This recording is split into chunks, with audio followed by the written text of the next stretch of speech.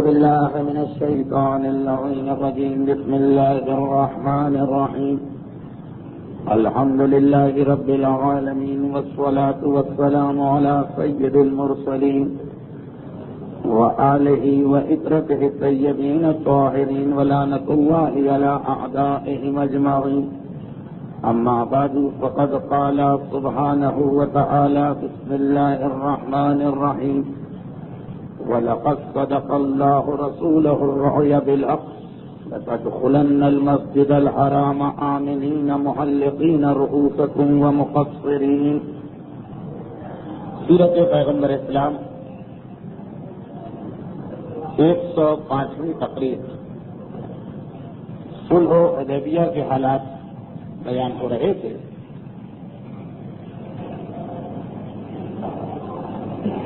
اور جیسا کہ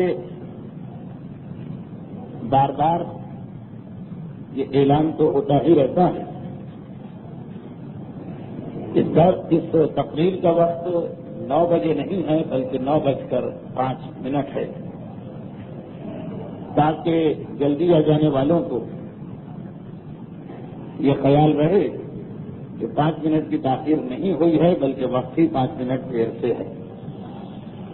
صلح حدیبیہ، جس کی سب سے نمایاں خصوصیت یہی ہے کہ قرآن کریم نے پیغمبر اسلام کے زمانے میں ہونے والی 80 جنگوں اور 80 لڑائیوں میں سے کسی کے لیے وہ لفظ استعمال نہیں کیا جو ہمیشہ جنگ کے ساتھ استعمال ہوتا ہے، یعنی انا فتحنا لک فتحا مبینا. لفظ فتح، کامیابی، جیت، فتح حاصل کر لینا، یہ ہے ہی ایک ایسا لفظ کہ جس کو سنتے ہی جنگوں کا تصور ذہن میں آتا ہے. مگر اللہ کے رسول کے زمانے میں تقریباً 80 لڑائیاں ہوئیں، کچھ غزوے، کچھ سریے. عجیب بات یہ ہے کہ ان میں سے کسی کے لیے یہ لفظ اس نمایاں طور پہ نہیں آیا، اور آیا یہ لفظ فتح تو ایسے واقعے کے بارے میں جسے شاید کوئی شخص بھی کبھی کامیابی اور جیت نہ سمجھے، یعنی صلح اور ان حالات میں صلح کہ لفظ ایسا رہا ہے کہ ہم کو دبنا پڑا اور دشمن جو ہے وہ سر پہ چڑھا جا رہا. اب یہی قرآن کریم کا لفظ، قرآن جو الفاظ کے استعمال میں بہت ہی محتاط ہے، ایسا عظیم لفظ استعمال کر دینا کہ فتحنا لک فتحا مبینا. اللہ نے خالی کامیاب بھی نہیں کیا بلکہ فتح مبین عطا کی، کھلی ہوئی کامیابی.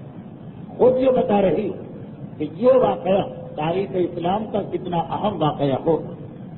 اور پھر ہمارے پاس اسی واقعے کے سلسلے میں معتبر ترین احادیث میں سے ایک صادق آل محمد امام جعفر صادق علیہ الصلوۃ والسلام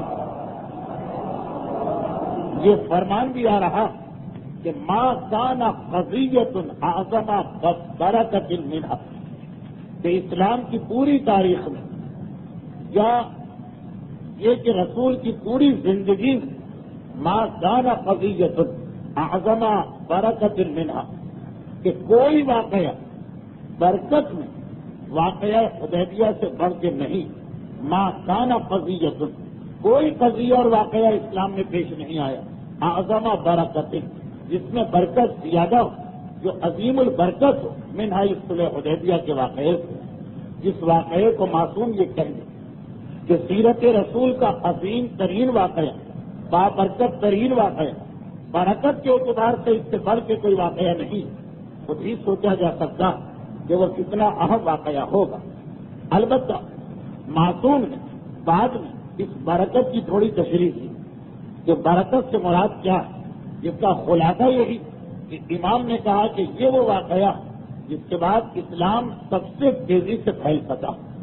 بدر و احد، خندق و حنین کی لڑائیوں نے اسلام کو بچایا، لیکن تبلیغ اسلام کے لیے اہم ترین سبب اور اہم ترین واقعہ یہی صلح حدیبیہ کا واقعہ ثابت ہوا. تو قرآن کا اس واقعے کو فتح مبین کہنا اور امام معصوم کا اس واقعے کو برکت کے اعتبار سے عظیم ترین کہنا ہمارے ذہنوں کو اور زیادہ تیار و آمادہ کر دیتا دیکھیں تو صحیح کہ واقعات پیش کیا آئے اور پھر ان واقعات کے نتیجے میں اسلام کو کیا فائدہ ہوا. تو واقعات کی ترتیب یہ کہ اللہ کے رسول 1300 سے 1800 تک صحابیوں کو لے کر روایتیں مختلف ہیں، لیکن زیادہ معتبر 1400 کی روایت، 1300 سے 1800 تک کسی بھی تعداد میں، لیکن اغلب یہی ہے کہ 1400 اصحاب کو لے کے مدینے سے نکلا اور مسلمان اس حالت ہی میں چل رہے کہ دور سے بھی اگر کوئی اس لشکر کو دیکھے تو سمجھ جائے کہ نہ یہ جنگ کرنے جا رہے ہیں، نہ حملہ کرنے جا رہے ہیں، نہ کسی پہ ظلم کرنے جا رہے ہیں. سفید احرام پہنے ہوئے اپنی قربانیوں کو ساتھ لیے ہوئے جن جانوروں کے گلے اور کوہان پر وہ نشانی لگی جسے عرب کا رہنے والا تو دور سے دیکھ کے پہچان لیتا کہ یہ جانور جنگ میں استعمال نہیں ہو سکتے، صرف خانہ کعبہ پہ قربان کیے جائیں گے. احرام پوش 1400 کی جماعت قربانی کے جانوروں کو لے کے چل رہی اور اسلحے اور ہتھیار کے نام سے ان کے پاس بجز تلوار کے اور کچھ نہیں، اور تلوار بھی وہ جو نیام کے اندر رکھی، اور نیام والی تلوار عرب میں ہتھیار مانا ہی نہیں جاتا، یہ تو ایک طرح سے مرد کا زیور اور ضرورت کی چیز قرار دیا جاتا. اس کے علاوہ پورا لشکر اسلام بالکل خالی ہاتھ و نہتا اور جا رہے اس علاقے میں جہاں اس وقت تک اسلام کے سب سے بڑے دشمن رہتے. گڑھ تھا یہ دشمنی ہے اسلام کا. دور ہی سے یہ نظارہ، یہ منظر، لشکر کی یہ جھلک یہ بتا رہی کہ دیکھو ان کو، یہ لوگ صرف اور صرف عبادت اور قربانی کے لیے جا رہے ہیں. چلتے چلتے یہ لشکر مکے سے 23 کلومیٹر کے فاصلے پر ایک کنویں تک پہنچا. کنویں کا نام حدیبیہ، اور اس کنویں کے نام کی وجہ سے پورے علاقے کا نام ہی مقام حدیبیہ کہلانے لگا. اب آج کل اسی جگہ کو شمیسی کہتے ہیں، لیکن مزید آج کل یعنی یہ شمیسی کا لفظ تو 100-125 سال تک چلا. جب سے آج سے 11 سال پہلے بالکل نئی سڑک بن گئی ہے جدہ اور مکے کے درمیان. اب یہ اس راستے سے بالکل نکل گیا، ورنہ پہلے جدہ سے مکہ جانے والا ہر شخص حدیبیہ کے علاقے سے گزرتا تھا. یہ دوسری بات تھی کہ اسے معلوم نہیں ہوتا تھا کہ میں حدیبیہ سے جا رہا ہوں، کیونکہ اس علاقے کا نام تقریباً 150 سال سے تبدیل شدہ نام. اب نئی سڑک ایسی بنی کہ بالکل یہ علاقہ کٹ کے رہ گیا. اس کی وجہ پچھلی تقریر میں بیان کی جا چکی کہ ویسے بھی حدیبیہ کا علاقہ عرب کے راستے میں نہیں آتا. پیغمبر نے صرف اس لیے کہ خالد ابن ولید کے اس لشکر سے آمنا سامنا نہ ہو جسے قریش مکہ نے مسلمانوں کو روکنے کے لیے بھیجا، جان بوجھ کر اپنے راستے کو بدل کے ایک طویل راستہ اختیار کیا. چنانچہ حدیبیہ جو ہر راستے سے ہٹا ہوا تھا وہاں لشکر اسلام پہنچ گئے. اور بس اب واقعات جن کا تعلق اس صلح سے ہے اس سے پہلے 2-3 چھوٹی چھوٹی باتوں کی وضاحت. پیغمبر اسلام جب تک مکے میں قیام رہا یعنی رسالت کے پہلے 13 سال تو مسلسل خانہ کعبہ کی زیارت کی، طواف کیا، عرفات اور مینا کے اعمال انجام دیے.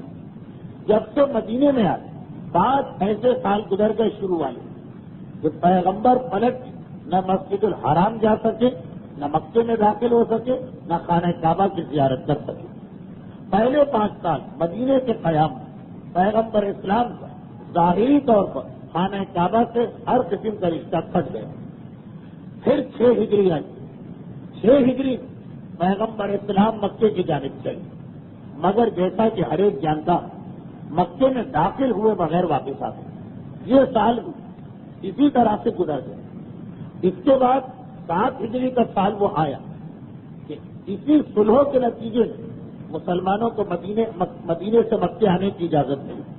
تو 7 ہجری یعنی اگلا سال وہ کہ جب پیغمبر اسلام ہجرت کے بعد پہلی مرتبہ خانہ کعبہ میں تشریف لے. 8 ہجری فتح مکہ ہوئی. رمضان کے مہینے میں لشکر اسلام پیغمبر کے ساتھ گئے. 9 ہجری پیغمبر خود تشریف نہیں لے، پہلے حضرت ابو بکر کو اور اس کے بعد امیر المومنین کو اس حاجیوں کے پیغام دے کے بھیجا گیا کہ یہ آخری سال، اس کے بعد کوئی مشرک حرم کی زمین میں داخل نہیں ہو سکتا. 10 ہجری پھر اللہ کے رسول اسلام کے بعد پہلا واجب حج کیا اور اسی کی واپسی غدیر خم کے میدان میں خطبہ ایمان دے کے مدینے آئے اور 11 ہجری کے بالکل شروع میں انتقال کیا. تو 6 ہجری سے لے کے 10 ہجری تک، یا دوسرے الفاظ مدینے آنے کے بعد سے لے کے انتقال تک صرف 3 مرتبہ پیغمبر اسلام مکے کی جانب اور خانہ کعبہ کی جانب تشریف لے جا سکے. 2 مرتبہ عمرہ کیا، ایک 7 ہجری جو صلح حدیبیہ کے اگلے سال، اور ایک فتح مکہ کے موقع پر، اور صرف 1 مرتبہ پیغمبر نے حج کیا. یہ اللہ کے رسول ہجرت کے بعد خانہ کعبہ اور عرفات اور مینا کی زیارتوں کی مختصر تفصیل. ابھی جو پیغمبر اسلام حدیبیہ کے میدان میں پہنچے تو 6 ہجری کا سن ہے اور ذی القعدہ کا مہینہ. ذی القعدہ کا مہینہ پھر یاد دلا دیا جائے، اگرچہ یہ چیز کئی مرتبہ بیان ہو گئی کہ عربوں نے اسلام کے اعلان سے پہلے ہی ایک قانون بنایا کہ 4 مہینے ایسے کہ جب 2 پابندیاں سب کو برداشت کرنا. نمبر 1، 4 مہینے ایسے کہ پوری سرزمین عرب پر کوئی جنگ، کوئی لڑائی، کسی قسم کا کوئی جھگڑا نہیں ہو. حتیٰ یہ کہ تمہارا جانی دشمن بھی تمہارے سامنے سے گزرے تو اسے چھوڑ دینا. اور دوسرا یہ کہ ان 4 مہینوں میں جو شخص بھی مکے میں آنا چاہے اس پر کوئی پابندی نہیں لگائی جائے. 4 میں سے 3 مہینوں کا تعلق حج سے، ذی الحجہ کے مہینے میں حج ہوتا، اس سے 1 مہینے پہلے سے عرب میں سیز فائر یا جنگ بندی ہو جاتی، اور حج کے 1 مہینے بعد تک امن و امان کی یہ حالت چلتی رہتی. چنانچہ ذی القعدہ، ذی الحجہ اور محرم، یہ 3 مہینے ایک ترتیب کے ساتھ حاجیوں کے دور دور سے حاجی آ رہے ہیں. کوئی 30 دن کا سفر کر رہا، کوئی 35 دن کا سفر کر رہا. تو سب سے دور سے آنے والا جب اپنے قبیلے سے چلے گا اس وقت سے لے کر مکہ پہنچنا، اور مکے سے پھر اتنا ہی سفر طے کر کے اپنے وطن واپس پہنچنا، اس دوران سب کی جان، مال اور عزتیں محفوظ رہیں. اس لیے یہ پابندی لگائی گئی. اور ایک رجب کے عمرے کی خاطر. تو یہ قانون جو عرب نے اسلام سے پہلے سے چلا رہا، یہ قانون وہ جو مسلمانوں پر بھی اس کا اطلاق ہوتا، جو کہ اللہ کا رسول جو مکے کی جانب چلا صلح حدیبیہ کے موقع پر، تو پیغمبر شعبان میں نہیں گئے، رمضان میں نہیں گئے، شوال میں نہیں گئے، سفر میں نہیں گئے. وہی ذی القعدہ کا مہینہ پیغمبر نے منتخب کیا، جس کے بارے میں عربوں کا شروع سے ہی یہ طریقہ کار رہا کہ یہ حرمت کے 3 مہینے، اس میں کسی سے کوئی تعارض نہیں کیا جائے گا.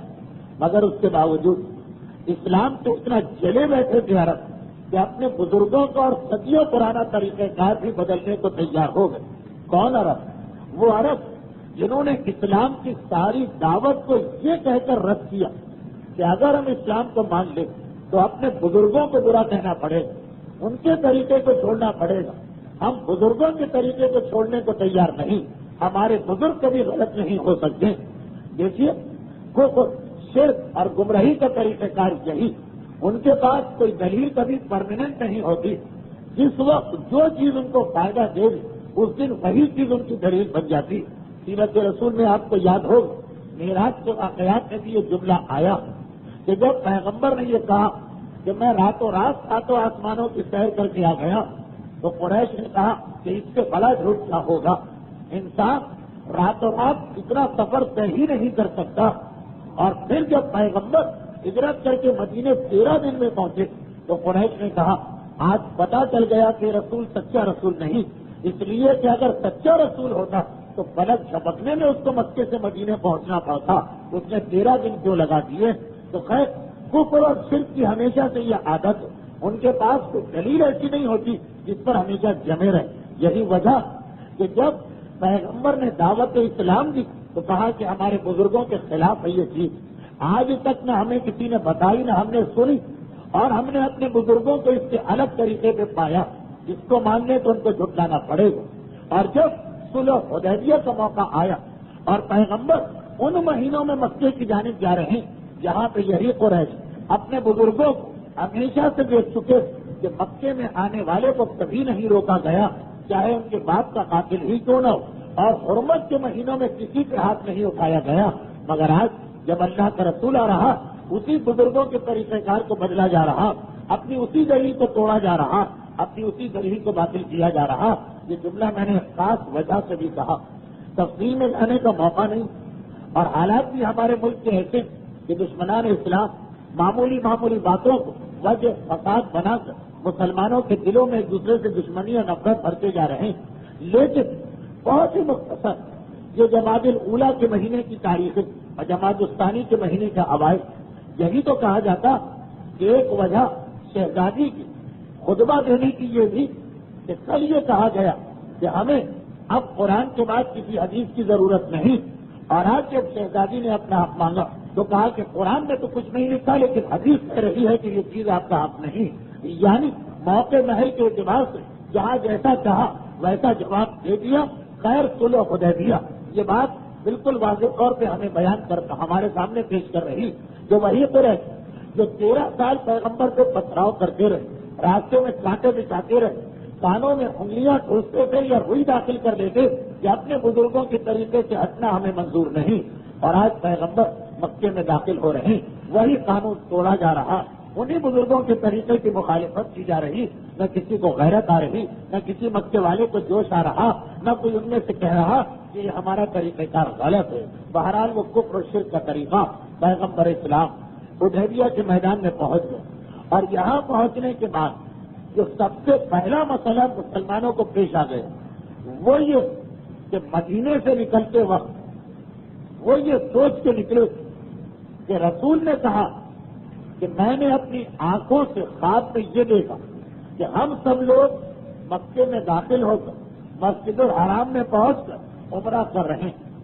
تو قرآن بھی کہہ رہا لَتَدْخُلَنَّ الْمَسْجِدَ الْحَرَامَ إِنْ شَاءَ اللَّهُ، کہ دیکھا ہی گیا تھا کہ ہم مسجد الحرام میں داخل ہو رہے ہیں. تو پیغمبر نے جو یہ خواب سنایا تو ہر ایک اس یقین کے ساتھ چلا کہ ہمیں مکے جانا ہے، مسجد میں پہنچنا ہے، طواف کرنا ہے. چنانچہ کھانے اور پانی کا معمولی سا انتظام کر کے چلے، صرف اتنا انتظام جو ایک شہر سے دوسرے شہر کا راستے کے لیے ضروری ہوتا. یہاں پہنچے تو معاملہ بدل گئے. پتا چلا کہ حدیبیہ کے میدان میں اتنی دیر بیٹھنا پڑا کہ نہ پانی باقی رہا اور نہ کھانا باقی رہا. فاقے کی حالت ہو رہی، پیاس کی کیفیت ہو رہی، اور پھر اسی دوران خدا نے بھوک اور پیاس کو بڑھانے کے لیے نفسیات کا مسئلہ کہ اگر انسان بھوک کے عالم میں اور اس وقت کھانے کی چیز اس کے سامنے آ جائے بھوک اور زیادہ بڑھ جاتی. پیاس کے عالم میں پینے کی چیز اس کے سامنے رکھ دی جائے خود بخود پیاس اور زیادہ بڑھ جاتی. پروردگار نے ان کے امتحان کو اور سخت کر دیا. بس یہ آخری واقعہ تھا گزشتہ تقریر کا کہ معصوم کی حدیث وَلَيَبْلُوَنَّكُمُ اللَّهُ بِشَيْءٍ مِّنَ الصَّيْدِ، اللہ شکار کے ذریعے تمہارا امتحان لے گا. حدیبیہ کے مجاہدین کا امتحان یہیں سے شروع ہو گیا. کھانے اور پینے کی چیزوں کی کمی اور ایسی حالت جنگلی جانور جن کا گوشت عرب میں کھایا جاتا وہ سارے کے سارے ان مسلمانوں کے چاروں طرف پھیل رہے. ان کا اتنا قریب ان کے آ گئے، ان کے خیموں میں داخل ہو گئے کہ قرآن کو کہنا پڑا تنالوا ایدیکم، تم اپنے ہاتھوں سے ان کو پکڑ سکتے. اتنے قریب آ چکے ہیں وہ جانور. لیکن وہ حکم اسلامی کہ احرام کی حالت میں شکار کرنا حرام، اور پیغمبر مدینے سے سب کو احرام پہنا کے لا رہے ہیں. بھوک ہے، فاقہ ہے، خیموں کے اندر وہ جانور ٹہل رہے کہ جن کا گوشت اسلام میں عام حالت میں حلال ہی، لیکن امتحان کہ خبردار گناہ اور حرام نہیں کر سکتے ہو. یہ کیفیت چل رہی. بس اسی موقع پر یہ پچھلی تقریب کا آخری واقعہ، اسی موقع پر آج کا پہلا واقعہ، اور وہ جو پروردگار عالم کا ہمیشہ سے ایک وعدہ ان مال عسر یسرا، ہمیشہ خدا زحمت اور پریشانی کے بعد راحت اور خوشی کا انتظام کرتا. خدا کا کوئی امتحان اتنا طویل نہیں ہوتا کہ انسان ہمیشہ زحمت اور پریشانی میں رہے. معصومین کے امتحان کی بات چھوڑی، وہ امتحان نہیں، اس کا مقصد تو کچھ اور ہمارے سامنے معصوم کی معرفت کرانا. لیکن ایک عام مومن کا جو امتحان ہوتا اس میں خدا کا وعدہ ان مال عسر یسرا، ہر سختی کے بعد ہم تمہارے لیے نرمی کا انتظام کریں. اور سورہ عنکبوت کی آخری آیت شب قدر میں پڑھا جانے والا سورہ والذین جاہدوا فینا لنہدینہم سبلنا، جو ہمارے راستے پہ چلتا ہم پھر اس کی ہدایت کرتے ہیں۔ ایک ہاتھ مومن بڑھتا پھر خدا 10 ہاتھ آگے بڑھ کے اس کا استقبال کرتا۔ تو صلح حدیبیہ میں بنیادی طور پر یہی پیغام دہرایا گیا۔ شروع میں ایک مصیبت ڈالی گئی، ایک آزمائش، ایک امتحان، واقع ہے پانی کی کمی، شکار سامنے، یعنی مجبوری والا امتحان نہیں، شکار سامنے، مگر یہ دکھانا ہے خدا کو کہ اگر تم ایک مرتبہ اس زحمت کا سامنا کر لیا پھر خدا کی برکتیں تمہارے ساتھ ہوں گی، پھر رسول اور امام کے معجزے تمہارے ساتھ ہوں گے۔ چنانچہ اس کے فوراً بعد پھر 3 چھوٹے چھوٹے واقعات حدیبیہ کے میدان میں پیش آئے، اور پہلا یہ کہ ایک تو یہ بھوک اور پیاس کا سلسلہ ساتھ میں چل رہا۔ اسی دوران وہ وقت آ گئے کہ یہ خبر پھیل گئی کہ مکے کے اندر پیغمبر اسلام کے دوسرے قاصد کو شہید کر دیا گیا، بلکہ یہ کہیے تیسرے قاصد کو، حضرت عثمان پیغمبر کے تیسرے قاصد، تیسرے ڈھیلچی کو شہید کر دیے گئے۔ تو اللہ کے رسول تمام مسلمانوں کو جمع کر کے بیعت لینا شروع کر دی۔ بعد کا واقعہ پہلے صرف اس لیے پڑھ رہا کہ یہ سارے واقعات ایک جگہ جمع ہو جائے۔ جب یہ خبر پھیل گئی تو پیغمبر نے مسلمانوں کو بلایا کہ آؤ اور آ کر اب بیعت کرو کہ جنگ میں حصہ لو۔ اس وقت بھوک اور پیاس کی وجہ سے مسلمانوں کی حالت تباہ ہو رہی، چلنا مشکل ہو رہا، اس لیے کہ کئی دن گزر چکے ہیں بھوک اور پیاس کی کیفیت۔ پیغمبر نے یہ حالت دیکھی، وہ قرآن کا وعدہ کہ خبردار کبھی مصیبت اور پریشانی سے گھبرا کے حرام کی جانب نہ جانا۔ حرام کی جانب جانے کا مطلب اپنے آپ کو خدا کی رحمت سے محروم کر دینا، اپنے آپ کو رسول اور امام کے معجزوں سے محروم کر دینا۔ اب جن لوگوں نے ثابت قدمی کا مظاہرہ کیا اور بھوک اور پیاس کو برداشت کیا، ان کے لیے بشارت۔ پیغمبر بیعت کے لیے بلایا اور اس وقت مسلمانوں کی حالت دیکھ چنانچہ پانی کا ایک برتن منگوایا، پانی کا برتن رکھا گیا۔ قطب الدین راوندی معجزات کی اپنی مشہور ترین کتاب میں یہ واقعہ نقل کر رہے ہیں۔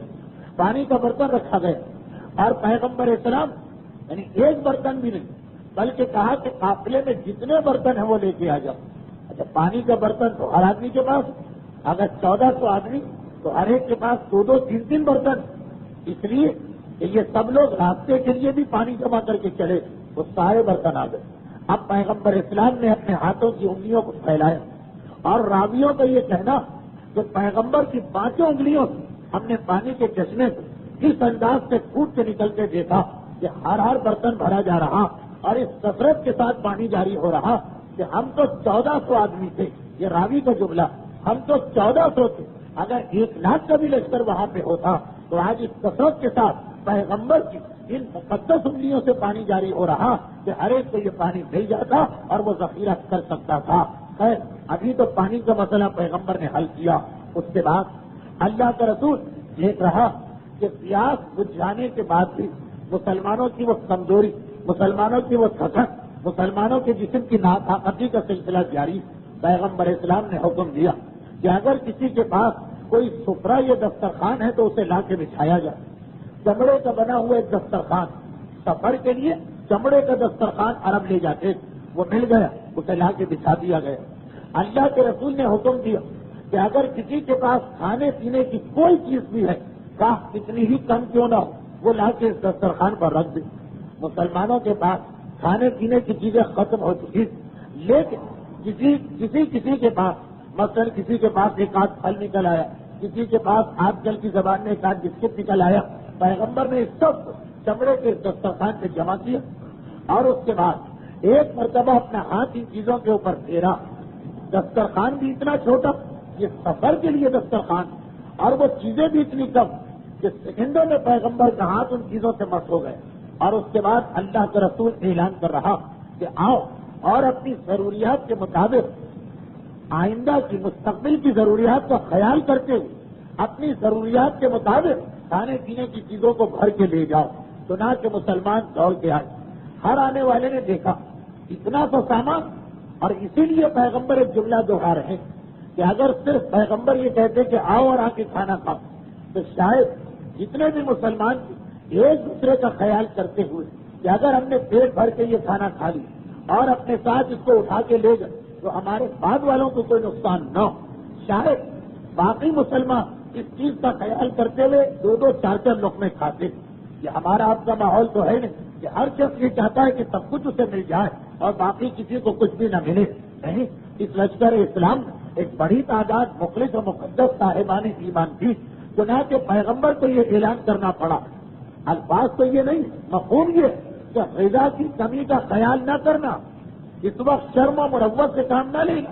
جتنا تمہیں چاہیے اور جتنا تم آئندہ کے لیے جمع کر سکتے ہو، پیغمبر نے یہ اعلان کیا. چنانچہ ہر ایک پیٹ بھر کے کھا بھی رہا اور اچھے طریقے سے چیزیں اٹھا کے آئندہ آنے والے دنوں کے لیے جمع کر بھی رہا. 1400 کا 1400 لشکر یہاں سے سیراب و شکم سیر ہو کے جاتا.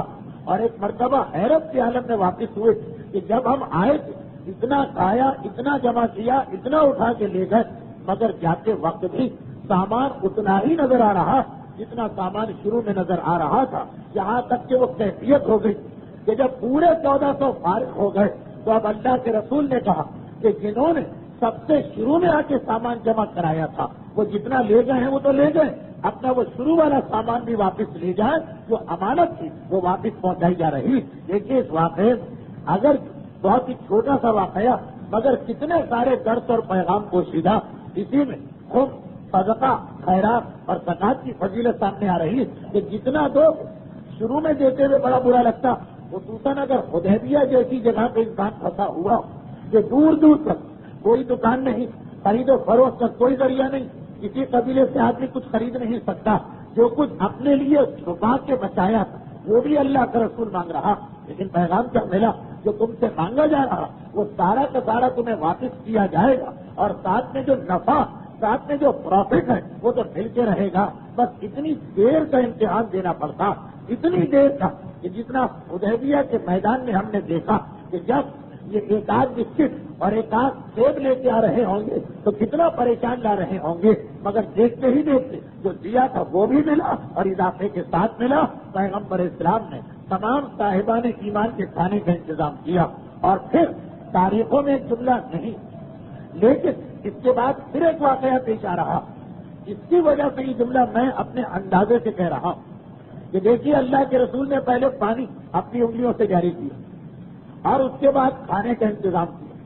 کھانے کے لیے خاص طور پہ یہ کہا کہ خالی اس وقت پیٹ نہ بھرو بلکہ آئندہ کے لیے بھی سوچ لو، وہ بھی جمع کرو. تو شاید اسی کہ پانی پیتے وقت لوگوں سے یہی غلطی ہوئی ہوگی. پیاسے تھے تو ہر ایک نے اس وقت پیٹ بھر کے پانی پیا مگر اتنا ہی جتنے کی اس کو ضرورت ہے اور وہ مستقل پانی کا انتظام نہ ہو سکا.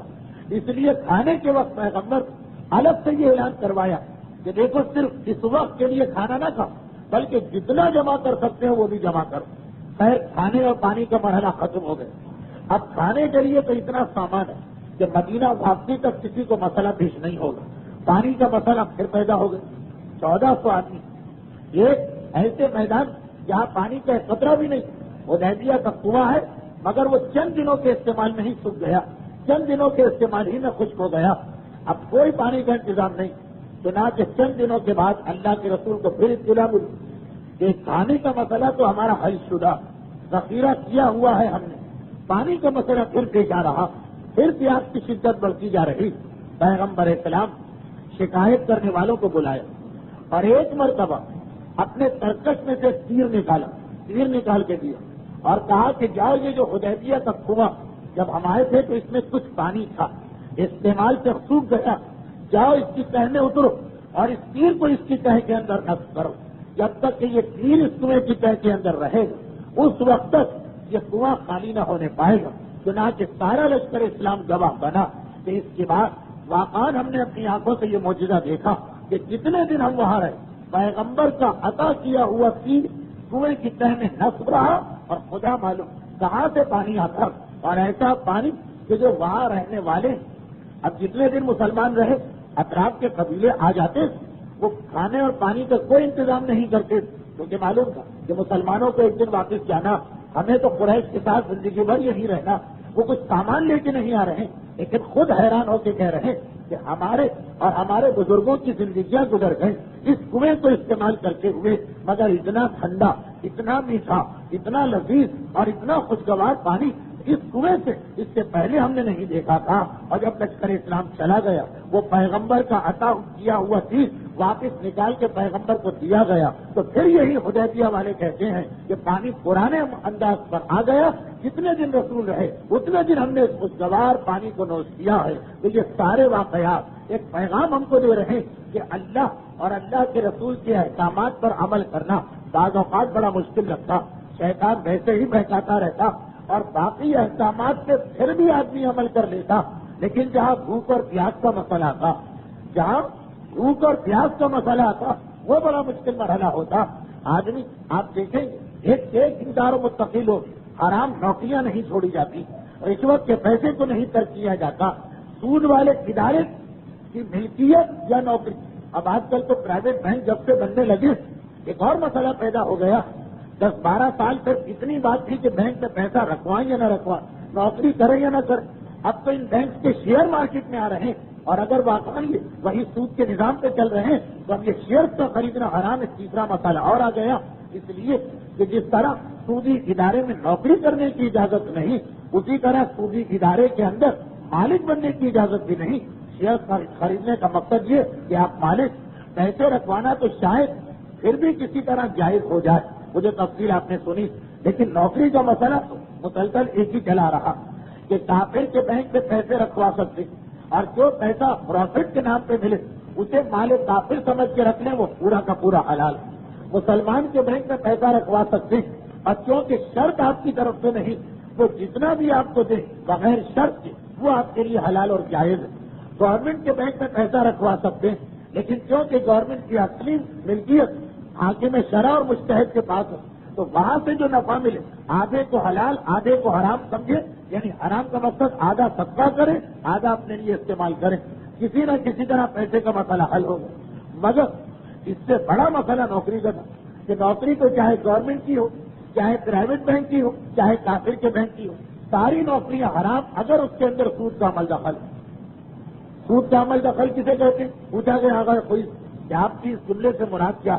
کہا کہ کوئی بھی ایسا کام کرنا جس میں سود کا لین دین شامل، چاہے فقط کیش کی کھڑکی پہ آپ بیٹھے اور آپ کو کچھ سود کسی کو دینا پڑے یا لینا پڑے، چاہے کسی ایسے واؤچر یا ڈاکومنٹ یا دستاویز پہ دستخط کرنا پڑے جس میں سود کا تذکرہ گیا، چاہے صرف ایسے کمپیوٹر کو آپریٹ کرنا پڑے جس کے اندر سود کی بات شامل، یہ سب کے سب سود کے اندر آ گئے۔ تو پوچھا گیا آگاہ خوش کہ پھر تو بینک میں کوئی ڈپارٹمنٹ بچا ہی نہیں، تو آپ کے اس فتوے کا کیا مقصد ہوا کہ جو سودی ڈپارٹمنٹ نہیں ہے اس میں نوکری جائز؟ تو جواب دیا کہ مثلا بینک میں جو آدمی جھاڑو دینے کے ملازم ہے یا جو گیلے کپڑے سے مثلا میز وغیرہ کی صفائی کرتا یا جو چوکیداری یا پہرے داری کا کام کرتا، یہ 3 4 5 ایسی نوکریاں ہیں جو جائز، باقی سب کی سب حرام۔ تو سوال ہوا کہ کیا اس میں گورنمنٹ اور پرائیویٹ اور کافر بینک میں کوئی فرق؟ جواب دیا کہ نفع کے اعتبار سے فرق ہے کہ کافر بینک کا سارا نفع لے سکتے ہیں، پرائیویٹ بینک کا سارا نفع لے سکتے ہیں، گورنمنٹ کا آدھا نفع حلال آدھا حرام۔ اور لون کے مسئلے میں فرق ہے، کافر بینک سے پورا لون لے سکتے، پرائیویٹ بینک سے قتل لون لینا حرام، گورنمنٹ بینک سے میرے وکیل سے پوچھو وہ اجازت دیں تو جائز، منع کریں تو حرام۔ لون کے اعتبار سے اور پیسے رکھ کے نفع لینے کے اعتبار سے تو فرق ہے کہ یہ گورنمنٹ ہے یہ پرائیویٹ ہے یہ کافر، لیکن نوکری کے اعتبار سے تینوں کے تینوں برابر سے حرام۔ صرف تنخواہ میں ایک مسئلہ بن رہا کہ تنخواہ جائز ہو جاتی گورنمنٹ بینک سے، لیکن وہ نوکری تک تھا۔ اب اس سے بڑا مسئلہ سامنے آ گیا کہ پرائیویٹ بینک کے شیئر مارکیٹ کے اندر لائے جا رہے ہیں اور اس کی خرید و فروخت شروع ہو رہی۔ شیئر کا مقصد ہی ہے کہ آپ اس کے اندر حصے دار بن گئے، سودی کام کے اندر حصے دار بننا، یعنی اگر بینک میں 5% بھی سودی کام ہو رہا، 95% غیر سودی کام، تب بھی اس کے اندر اس کی ملکیت میں حصہ لینا حرام رہے گا۔ البتہ یہ میں نہیں جانتا کہ یہ جو پرائیویٹ بینک آ رہے ہیں یہ کس اصول پہ کام کر رہے ہیں، پروفٹ اینڈ لاس کے بیسس پر، مارکیٹ کے اصول پر، یا وہی جو پرانا نظام ہے صرف نام بدلا ہوا۔ یہ تو شیئر خریدنے والے اور اس قسم کی شیئر میں بروکری کرنے والے کی ذمہ داری، دیکھیں جو شیئر خریدنا حرام اس کا بیچنا بھی حرام، اس کا بروکر بننا بھی حرام، تو یہ تو ان کی ذمہ داری۔ کئی مسئلہ اپنی حد تک یہی کہ ایسا بینک جس میں نفع اور نقصان ایکچوئل یا حقیقی بنیاد پہ نہیں ہوتا، نظام وہی سود کا چل رہا، اس کے شیئر خریدنا بھی حرام، تو انسان باقی قربانیاں تو دے لیتا، لیکن جہاں کھانے اور پانی کا مسئلہ آ جائے، جہاں پیٹ کا مسئلہ آ جائے، تو پیغمبر کا جملہ کہ سعد الفقر یکون کفرا، کہ بھوک اور پیاس اتنا بڑا امتحان ہے کہ یہ واقعہ انسان کو کافر بھی بنا سکتا ہے، وہ بڑا امتحان، لیکن اس امتحان کے ساتھ اس کا اعلان، انعام، کامیاب ہونے والوں کے لیے جو برکتیں وہ بھی اتنی ہی اٹریکٹیو اور پرکشش ہے۔ حدیبیہ کا چھوٹا سا واقعہ یہ بتا رہا کہ چند دنوں کا امتحان جنہوں نے دیا اس کے بعد کیا نتیجہ نکلا۔ پیغمبر اسلام کے دست مبارک سے بس ہوا پانی، پیغمبر اسلام کے معجزے سے پیدا شدہ کھانا اور پیغمبر اسلام کی برکتوں سے ملی ہوئی عام نعمتیں اتنی لذیذ بن کر یہ ان صاحبان ایمان کو مل رہی تو ایک مرتبہ امتحان دینا پڑتا۔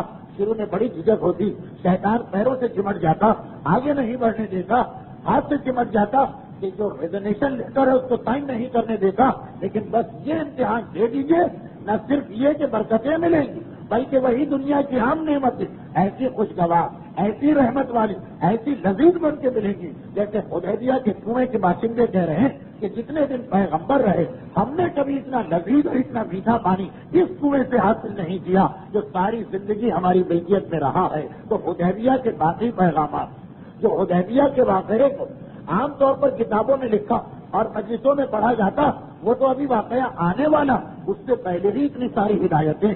اور بس ایک آخری بات اور، غالباً یہاں پہ ضمنی ایک پیغام پروردگار نے اور دے دیا، اور وہ یہ کہ وہ پہلے دو معجزے تو بالکل سمجھ میں آ رہے ہیں کہ پیغمبر کی انگلیوں سے پانی کے چشمے کا جاری ہو جانا اور پیغمبر کے ہاتھ سے جو غذا مکھو گے اس میں برکت ہو جانا، مگر تیسرا معجزہ کہ پیغمبر نے اس کنویں کے اندر، جب پیغمبر آ رہے تھے حدیبیہ تو راستے کے کنویں میں اپنا لعاب دہن ڈالا، اس کنویں میں اپنا لعاب دہن نہیں ڈالا، نہ اپنے ہاتھ اور جسم سے اس کو مس کیا، اپنے ترکش سے تیر نکال کے دیا، تیر وہی عام تیر جو پیغمبر نے مدینے کی مارکیٹ سے خریدا، وہ عام تیر مگر وہ اتنا بابرکت بن رہا، یہ تصور اسلام دینا چاہتا کہ پیغمبر کے مقام نبوت کو نہ سمجھنے والے اس کو تو چھوڑو کہ رسول کی انگلیوں میں کتنی برکت، رسول کے لعاب دہن میں کتنی برکت، اتنا سمجھ لو کہ عام سی چیزیں بھی جب پیغمبر سے مس ہو جاتی اور پیغمبر سے منسوب ہو جاتی ہیں وہ بھی بار بار بابرکت بن جاتی۔ پیغمبر کے جسم کے اجزاء کی بات تو چھوڑیے، اس کا مقام کتنا بلند ہے، ہم کیا سوچیں، یہ مارکیٹ سے خریدا ہوا عام چیز چند دن پیغمبر کے ترکش میں رہا اور آج پیغمبر نے خالی اپنے ہاتھ سے نکال کے دیا۔ اس عام تیر میں جب اتنی طاقت آ گئی، اس عام تیر میں جب اتنی برکتیں آ گئی تو پیغمبر کے جسم کے اجزاء میں کتنی برکتیں ہوں گی۔ اب کس کی رگوں میں پیغمبر کا خون گردش کر رہا ہو، اگر اس کی خاک کھا کے شفا بن جائے تو انسان کو حیرت و تعجب نہیں ہونا چاہیے۔ درود بھیجے محمد والے۔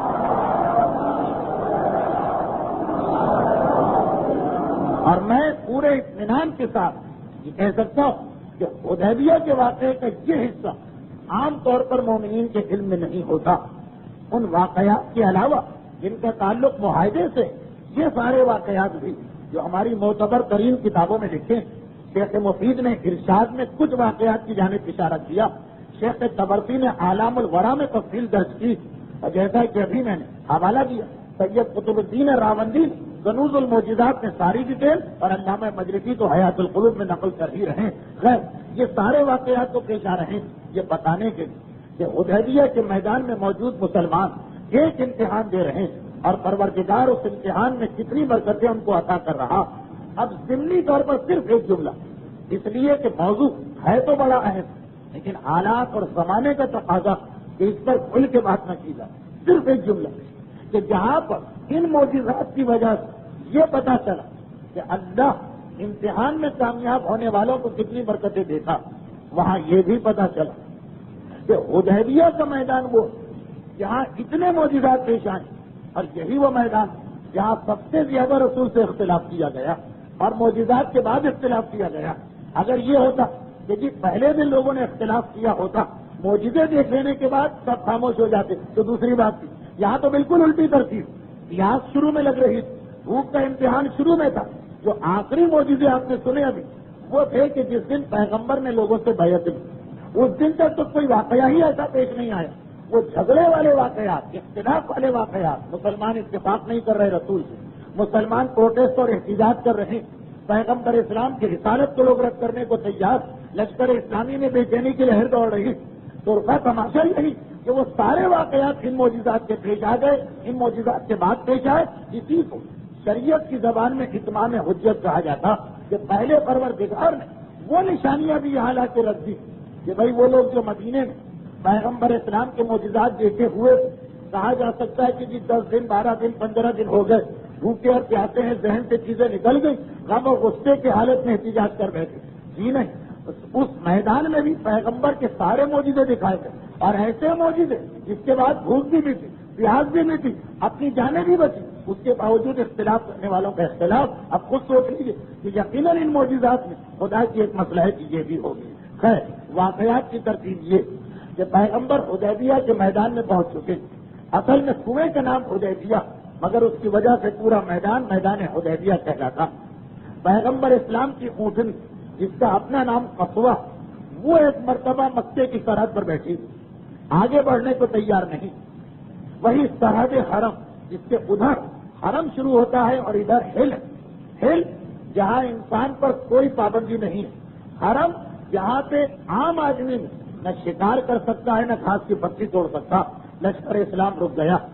اس دوران قریش جو پہلے سے اطلاع پا چکے کہ مسلمان آ رہے ہیں، تبھی تو خالد ابن ولید کو راستہ روکنے کے لیے بھیج. خالد ابن ولید واپس جا کے رپورٹ دے چکے کہ مسلمان کہیں مجھے ایسا موقع نہ ملا کہ میں ان پہ حملہ کرتا، اور اب یہ راستہ بدل کے پتہ نہیں کہاں چلے. یہ خالد ابن ولید نے رپورٹ دی. مکے سے فقط 23 کلومیٹر 15-16 میل کے فاصلے پر حدیبیہ. قریش کو اطلاع تو مل گئی کہ لشکر اسلامی یہاں پہنچ چکا ہے. اور اسی دوران بنو خزاعہ کا ایک قبیلہ، یہ قبیلہ کافر قبیلہ، لیکن بہت پہلے سے، جب اسلام بھی نہیں آیا تھا، جب پیغمبر کی ولادت بھی نہیں ہوئی، پیغمبر کے دادا اور پردادا کے زمانے، جناب عبد المطلب، جناب ہاشم، ان کے زمانے یہ وہ قبیلہ تھا جس کے بنی ہاشم سے دوستی کے تعلقات تھے. ایک طریقہ تھا عرب کہ مکے میں 14 قبیلے رہتے ہیں. مکے سے باہر جتنے قبیلے وہ سب ان میں سے کسی ایک قبیلے سے دوستی کرتے تھے، تاکہ جب مکے میں آئیں عمرے کے لیے، حج کے لیے یا تجارت کے لیے، تو وہاں کوئی ہمارا جاننے والا ہو جس کے یہاں جا کے قیام کرے. تو بنو خزاعہ بہت پہلے سے ہی بنی ہاشم کے حلیف، پیغمبر کے دادا اور پردادا کے زمانے سے بہت پرانے تعلقات. اس لیے کفر کے باوجود وہ رشتہ داری تو نہیں، لیکن وہ دوستیاں، وہ تعلقات، وہ بزرگوں کا ایک دوسرے کو پہچاننا، وہ ان کے بہت سے نوجوانوں کا بنی ہاشم کے جوانوں کے ساتھ بچپنے میں کھیلنا، وہ ساری چیزیں تو بھی برقرار. یہ بالکل حدیبیہ کے قریب رہتے ہیں. حدیبیہ سے قریب ترین قبیلہ انہیں کا، ان کا سردار بدین اس وقت مکے میں تھا جب قریش جمع ہو کے سوچ رہے تھے کہ اب لشکر اسلامی کا کیا کرنا. قریش نے کہا کہ تم اپنے قبیلے کی جانب سے جا ہی رہے، قریب ہی وہ تمہارے جو پرانے دوست ہیں وہ لوگ بھی ٹھہرے ہوئے، ذرا جا کے دیکھ کیا ان کا ارادہ کیا، اور ان کو بتا دینا کہ ہم میں سے ہر مرد نے، ہر عورت نے، ہر بچے نے یہ عہد کیا ہوا کہ جب تک ہم زندہ رہیں مکے کی سرزمین میں ان لوگوں کو قدم نہیں رکھنے دیں. اس لیے کہ آج اگر یہ مکے میں آ گئے تو عرب میں یہ بات پھیل جائے گی کہ قریش اتنے کمزور ہو گئے کہ اپنے جانی دشمنوں کو بھی مکے میں آنے سے نہ روک سکے. اور اس کا نتیجہ یہ رہے گا کہ ہمارے پاس جو منصب ہے خانہ کعبہ، قریش ان کو ایک بڑی فضیلت یہ تھی کہ ان کے پاس خانہ کعبہ کی تولیت تھی، وہ ٹرسٹی تھے خانہ کعبہ کی، جس کی وجہ سے ان کو کتنے سارے فائدے تھے وہ تاریخوں میں آپ پڑھتے رہتے. جو فائدوں میں سب سے بڑا یہ کہ عرب کا ڈاکو ظالم سے ظالم، سرکش سے سرکش، بے دین سے بے دین، سنگل سے سنگل. بے دین کا مقصد اپنے دین سے بھی جو بے دین، لیکن قریش کے کسی قافلے سے کبھی حملہ نہیں ہوتا. اور اس کے علاوہ بھی بہت سارے فائدے. سارے مکے کا بزنس ان کے ہاتھ میں تھا. تو یہ خبر پھیل جائے گی، لیکن یہاں بھی قریش کا بڑا مسئلہ بزنس کا مسئلہ. یہ خبر پھیل جائے گی کہ قریش اتنے کمزور ہو گئے کہ اپنے جانی دشمنوں کو مکے میں آنے سے نہیں روک پائیں. نتیجہ یہ ہوگا کہ یہ لوگ تو چلے جائیں گے، بعد میں وہ قبیلے جو لالچ کر رہے ہیں ہمارے عہدے پر، جو دانت لگائے بیٹھے ہیں ہمارے منصب پر، وہ حملہ کر کے ہم سے یہ منصب چھین بھی سکتے ہیں. اب اس کے اندر کچھ حقیقت بھی تھی، کچھ بہانہ بھی تھا. 12 بدین سردار ہے اس قبیلے کا جو ابھی تک کافر قبیلہ، مگر بہرحال مکے کے سارے قبیلوں کے مقابلے مسلمانوں سے ان کے کچھ تعلقات، یہ پیغام دے کے بھیجا۔ بدیل آتے ہیں پیغمبر اسلام کے پاس، ملاقات ہوئی، جان پہچان تو پہلے سے، پیغمبر کو مکہ چھوڑے ہوئے صرف 5.5 سال ہوئے، تقریریں 105 ہو گئی اور اس کی ساری تقریریں، مگر یہ ہجرت کا 6واں سال چل رہا، ابھی پورا بھی نہیں ہوا، تو 5-6 سال پہلے تک تعلقات تھے، اور مدینے میں بھی اس قبیلے کے لوگ آتے رہتے تھے، اس نے پیغمبر کو سارا پیغام پہنچایا۔ اچھا، یہ ساری چیزیں جو ہے تاریخ میں بڑی خوش ہے، مذاکرات، کہاں سے کون سا ڈیلیگیشن گیا، کہاں سے کون سا وفد آیا، تو سوائے ان کے کہ جس کے اندر کوئی خاص تاریخی اہمیت ہوگی، باقی واقعات کو میں سرسری بیان کر دوں گا۔ بدیل آیا، قریش کا پیغام پہنچایا، پیغمبر نے کہا کہ جاؤ، اب میں تمہیں ایک ذمہ داری سپرد کرتا ہوں، تم قریش کے پہلے قاصد بن کے آئے، اب میرے پہلے قاصد بن کے جاؤ، تمہیں کو میں واپس بھیج رہا ہوں۔ قریش کو جا کے بتا دو کہ دیکھو، ہم لڑنے نہیں آئے، جنگ کرنے نہیں آئے، صرف خانہ کعبہ کا طواف کرنے کے لیے آئے، اور تم کیوں اس مسئلے میں پڑتے ہو؟ اب ہمارے تمہارے مجھے اور ان کو چھوڑ، یا وہ مجھے شکست دے گئی، قریش کا مسئلہ گھر بیٹھے حل ہو جائے گا کہ ان کا دشمن مارا جائے، یا میں ان کو شکست دے دوں گا اور سارے عرب میری حکومت قائم ہو جائے گی۔ تو پھر قریش، میں مہاراج ہوں قریش سے، اور وہ مکے میں آرام سے بیٹھے، پھر مجھ سے تعلقات کریں گے تو انہیں کا احترام اور انہیں کی عزت بڑھ جائے گی، لیکن اس کیوں وہ بے وقوفی اور غلطی کی بات کر رہے ہیں؟ بس یہ سنتے ہی بدیل واپس گئے، واپس جا کے قریش کو یہ پیغام دیا کہ دیکھو، وہ آنے والا یہ جملے کہہ رہا۔ اب یہ جو سنا، ایک مرتبہ سردار مکہ ابھی تک ابو سفیان تھے اور ان کے ساتھی سے کچھ، سب میں یہ زبان ہو کر کہا کہ نہیں، ہم یہ بات برداشت نہیں کر سکتے، اے بدیل تو ہمارے قاصد بن کے گئے، اس نے اپنی جادو کی باتوں سے تمہارے ذہن کو بھی پھیر دیا، ہم اس کے لیے تیار اور راضی نہیں، تم چلے جاؤ، اس مسئلے کو چھوڑ دو، نہ ہمارے قاصد بنو نہ ان کے بنو۔ یعنی دوسرے الفاظ، ڈھکے چھپے الفاظ میں قریش نے یہ کہہ دیا کہ تم ہمارے کام کے حقی نہیں ہو، تم ان کا فیور کر رہے ہو، ہم نے تو اس لیے بھیجا کہ تم ان کو ڈرا دھمکا کے واپس کرو گے، تمہارے تعلقات ہوں، تمہاری بات مان لیں، تم الٹے ان کی حمایت کر رہے نا کہ خدا حافظ، یہ کہہ کے اس کو بھگا دیا۔ یہ جملہ تاریخوں میں نہیں، لیکن قریش کا اتنا کہنا، ہمارے قاصد بن کے گئے، ان کی حمایت کی بات کیوں کر رہے تھے؟ ارے ہم تم سے کوئی پیغام سننے کے لیے تو تھوڑی تمہیں بھیجا، ہم نے تو اپنا پیغام بھجوایا سب بات۔ یہ جملے جو ہے تاریخوں، اس کا نتیجہ یہی ہے کہ قریش نے اس کو نکال دیا اور کوئی عزت کر کے نکالا۔ یہ میں نے اس لیے کہا کہ تیسرے قاصد کو جب بھیجا گیا تو اس نے ایک مرتبہ پہلے یہی بات کہی کہ مجھے تو ذلیل نہیں کرو گے، اس کی طرف سے اس کا تذکرہ دیا تھا، قریش نے اس کو نکال دیا۔ اور پھر قریش نے سوچا کہ یہ معاملہ ہو گیا ہے ذرا گڑبڑ، اس لیے کہ اگر ہم مکے کے اپنے میں سے تو کسی کو نہیں بھیج سکتے، ہم تو پارٹی اور کسی قبیلے کو بھیجیں جو پہلے سے مسلمانوں کو جانتا ہو، تو مسلمان اس کو اپنے جادو میں لے آئیں، کسی نئے آدمی کو بھیجا جائے۔ اسی درمیان قریش نے، یعنی اسی درمیان سے میری مراد ہے بدر سے لے کے خندق اور خندق سے لے کے صلح حدیبیہ تک، قریش عرب کے کچھ بہادر قبیلوں کو اپنے ساتھ ملایا جو حبشی کہلاتے تھے۔ یہ حبشہ کے رہنے والے نہیں تھے مگر حبشی کہلاتے تھے، کیونکہ ان سب کو جس پہاڑ کے نیچے جمع کر کے قریش نے ان سے معاہدہ کیا، اس پہاڑ کا نام تھا حبش، یہ مکے کے اندر ہے، آج تو ختم ہو گیا، یہ حبشی کہلاتے تھے، اور ان کے سردار کا نام تھا حلیف۔ یہ لوگ مکے کے پرانے باشندے نہیں اور ان کا اتنا اسلام و کفر سے تعلق نہیں۔ قریش نے اس بنیاد پر ان کو اپنے ساتھ ملایا کہ بدر سے خندق تک قریش کے لشکر میں ایک کمی ہمیشہ رہی، ایک کمی وہی جس کی وجہ سے آج کل دنیا میں میزائل بنائے گئے، وہ یہ کہ قریش جب مسلمانوں سے آمنے سامنے مقابلہ کرتے تھے تو علی کی تلوار کا جواب قریش کے پاس نہیں تھا۔ اب انہوں نے نئی جنگی حکمت عملی یہ بنائی کہ جب تک لشکر اسلام میں علی، یہ والی جنگ تو ہو ہی نہیں سکتی کہ میدان میں جا کے لڑو، اب ہمیں تیر انداز چاہیے کہ دور بیٹھ کے وہ تیر پھینکے، علی کے سامنے ہی ہم نہ جائیں تاکہ ہمارا مقصد حاصل، تاکہ ہم جیت بھی جائیں اور علی ہمارے نوجوانوں کو قتل بھی نہ کر پائے۔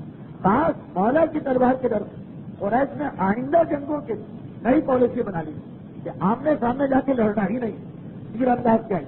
اچھا، قریش کے پاس تیر اندازی کے ماہر کوئی نہیں، اسلام میں ویسے ہی، یعنی عرب میں ویسے ہی اسلام سے پہلے بھی تیر اندازی ذرا برا فن سمجھا جاتا۔ عرب بہادری سمجھتے کہ آمنے سامنے آ کے مقابلہ کریں، آمنے سامنے. یہ کیا جنگ ہوئی کہ دور بیٹھ کے دشمن کو تیر مار دیا. یہ عربوں میں ایک غیرت کا تصور تھا. لیکن اب مجبور ہو گئے قریش کہ وہ تلوار والی جنگ تو چلنے والی نہیں، اب ہمیں تیر چاہیے. ایسے ہم نے دنیا میں دیکھ کہ میزائل اسی لیے کہ اپنے ملک میں بیٹھے بیٹھے دوسرے ملک کو تباہ کر دیں. تو تیر انداز جو تھے وہ قریش کے پاس نہیں. اسی لیے یہ جو نوجوان بہادر نوجوان جو تیر اندازی جانتے ہیں ان سب کو قریش نے جمع کیا. ان کے سردار کا نام حلیف. اب یہ خود یہ واقعہ بتا رہا کہ چاہے خندق کے بعد کوئی لڑائی نہیں ہوئی مگر قریش تیاری کر کے بیٹھے تھے چوتھی لڑائی کی کہ ان تیر اندازوں کو جمع کر کے ان کے سردار حلیف سے ایک معاہدہ کیا. اور معاہدہ کیا بھائی ایک نیا آدمی جس کا اسلام اور کفر سے تعلق نہ ہو وہ کیوں ساتھ دے گا. اس نے معاہدہ یہ کیا کہ خانہ کعبہ کی عزت اور احترام خطرے میں، تو نہ کہ تم ہمارا ساتھ دو تاکہ کعبے میں کوئی دشمن حملہ کرے تو تم اس سے روکو. بات ایسی جذباتی. بعض اوقات دشمن اپنے ساتھیوں کی تعداد بڑھانے کے لیے غلط غلط جذباتی نعرے لگاتا تاکہ لوگ بغیر دیکھے ہمارے ساتھ آ کے بھیج جائیں. کہا خانہ کعبہ خطرے میں، خانہ کعبہ خطرے میں. جیسے ایک زمانے میں ہمارے اسلام خطرے میں ہے والا نعرہ بہت چلتا، خانہ کعبہ خطرے میں. اب خانہ کعبہ خطرے میں ہے، اس کی وجہ سے یہ تیر انداز آ گئے اور یہ قریش کا ساتھ دینے لگے. ان کا سردار حلیف، اس کا نہ پیغمبر سے کبھی کوئی تعلق رہا نہ وہ مکے کا باشندہ. قریش نے سوچا کہ اس کو بھیجو، یہ بالکل نیا آدمی جو سکام بڑھا کے بھیجو گے وہ وہاں کہہ کے واپس آ جائے گا. ایسا ہوگا ہی نہیں کہ پیغمبر سے بیٹھے پرانے تعلقات کی وجہ سے بات چیت شروع اور یہ رسول وہ تو جادوگر مانتے رسول کو، وہ اپنے جادو سے اس کو بیٹھا نیا آدمی منتخب کر کے بھیجا حلیف. ادھر سے یہ سردار گیا، یہ حبشی سردار، لیکن حبشی کا مقصد افریقہ والے لوگ نہیں، تیر اندازوں کا سردار، بالکل نیا آدمی جس کو قریش لے کے آئے تھے صرف کہ اگر کبھی لشکر اسلام سے مقابلہ ہو آمنے سامنے نہیں لڑنا. یہ گئے. ادھر اللہ کے رسول نے دیکھا حلیف آ رہا. پیغمبر تو جانتے ہیں باہر، دیکھا کہ یہ وہ آدمی جس سے ہمیں باتیں کرنے کی ضرورت بھی نہیں، کیونکہ بالکل غیر جانبدار، نہ ہماری دشمنی ہے نہ ان کی دوستی. اس کا مسئلہ خانہ کعبہ، تو ہم خانہ کعبہ سے اتنی دور بیٹھے. اس کو اگر کسی طرح یہ پیغام دے دیا جائے کہ ہم لوگ خانہ کعبہ پہ حملہ کرنے نہیں آئے، خانہ کعبہ کا طواف کرنے آئے، تو یہ گروہ تیر اندازوں والا جسے دھوکہ دے کے لایا گیا کہ کعبہ خطرے میں، اس سے اثر ہو جائے. مگر پیغمبر اس وقت اس سے بات چیت کرنا بھی مناسب نہیں سمجھ رہے، کیونکہ بات چیت میں نئی نئی باتیں نکل بھی آتی.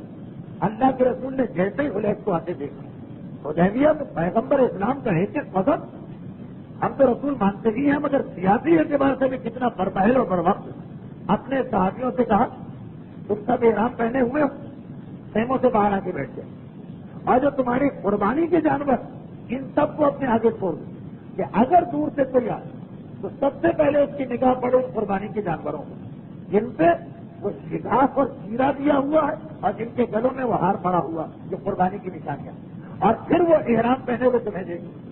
دور سے آنے والے ہی تو پتہ چل جائے گا کہ یہ کوئی دشمنوں کا لشکر ہے یا عبادت کرنے والوں کا گروہ اور قافلہ.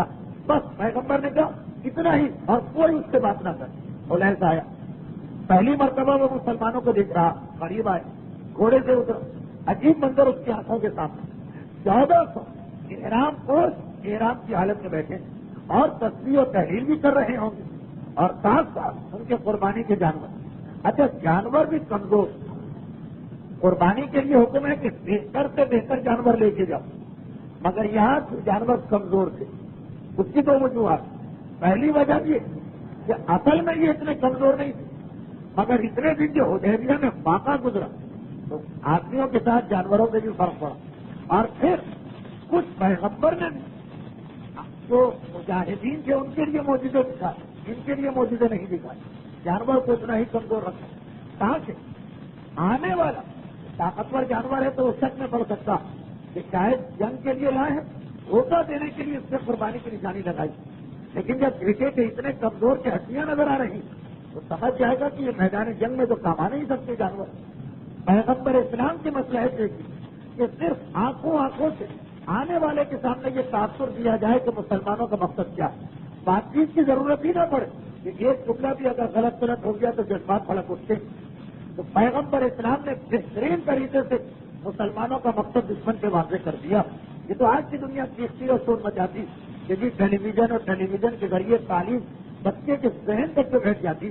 پیغمبر نے اس سے 1400 سال پہلے دکھا کے بتایا کہ دیکھا ہوا امپیکٹ اور اثر وہ ہمیشہ سنی ہوئی بات سے زیادہ ہوتا.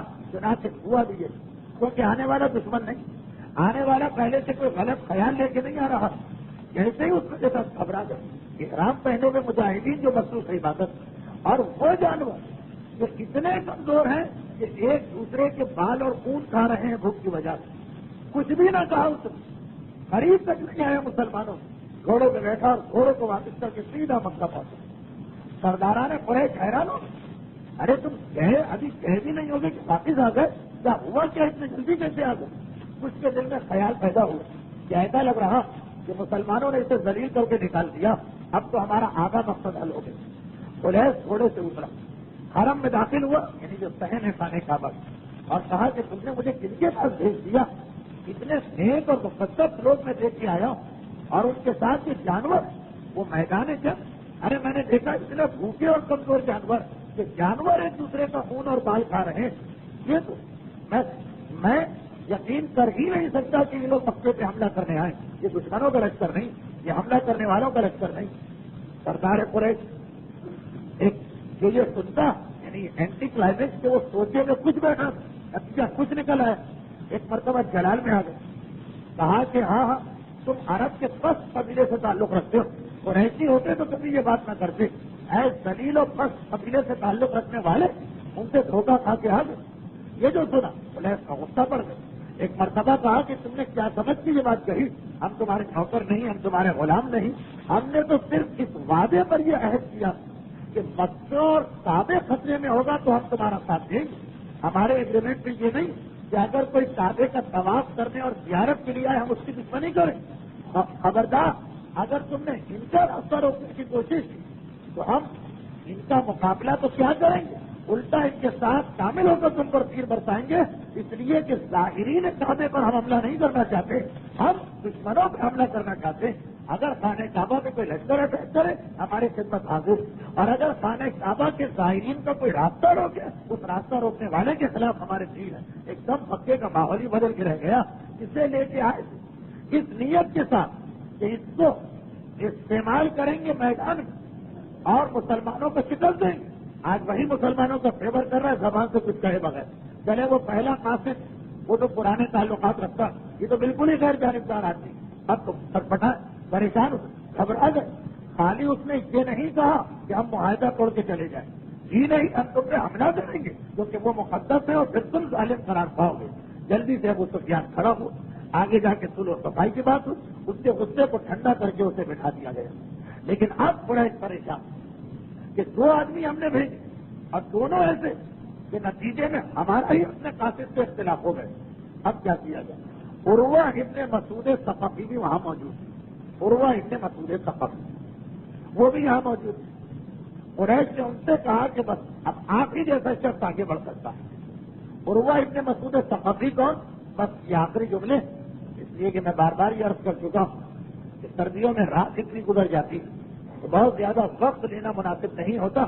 یہ بس تھوڑا سا تعارف ان کا اور ان کا واقعہ مکمل اور آج کی گفتگو اختتام کو پہنچے. اگلے منگل کو بھی سیرت رسول کا یہ سلسلہ جو نئی تقریر ہوگی موجودہ سال اور 106 نمبر کی تقریر ہوگی مجموعہ، اگلے منگل کو سلسلہ جاری رہے. کیونکہ میں نے بیچ میں کئی دفعہ یہ عرض کیا کہ ماہ دسمبر میں چند ہفتے کے درس بند ہو جائے تو لوگ یہ سمجھے کہ پہلا ہی دسمبر نہیں، پہلا منگل نہیں، پہلے منگل کو بھی یہ درس ہوگا یہ سیرت کا سلسلہ، اس کے بعد پھر وقفہ آنے والا. عروہ ابن مسعود ثقفی، عروہ ابن مسعود ثقفی کا پہلا تعارف یہ کہ یہ اتنی عظیم شخصیت مانی جاتی تھی کفر کے زمانے میں.